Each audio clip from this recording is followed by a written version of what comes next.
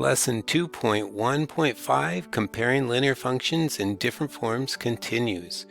In this video, we will determine and compare y-intercepts of functions in different forms.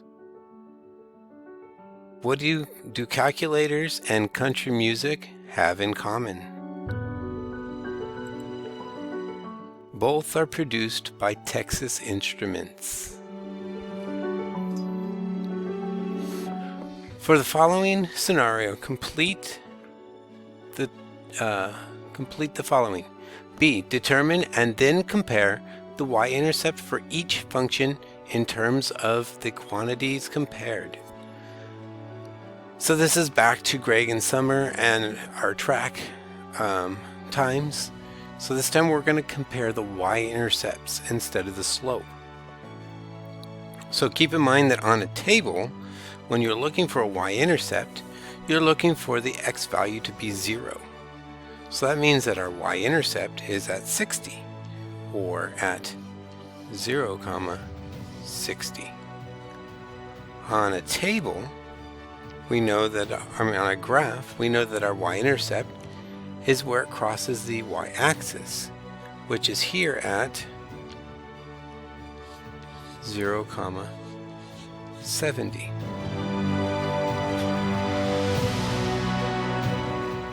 So if we compare the two answers, Greg has a faster time at the beginning than Summer does.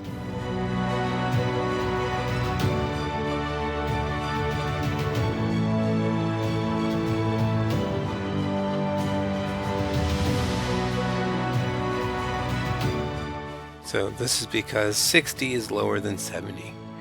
And again, remember, we're talking about track times, so the smaller the number, the better the time. So your turn, you're going to try number 4. And again, it's the same scenario about the volleyballs and the footballs, but this time you're going to compare the y-intercepts and make a statement based on that.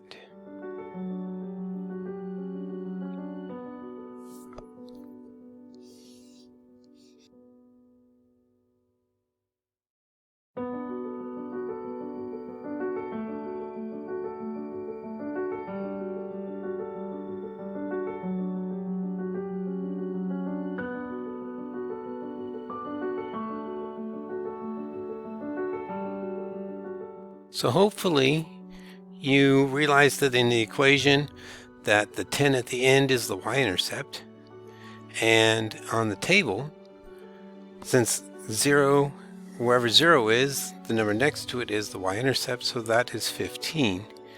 And so our comparison is that the footballs had a greater number of I guess it should have just been greater number sold, not of.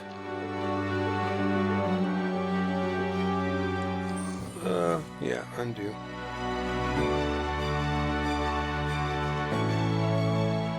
Okay, so let's try that again. The footballs had a greater number sold to start than volleyballs because 15 is greater than 10.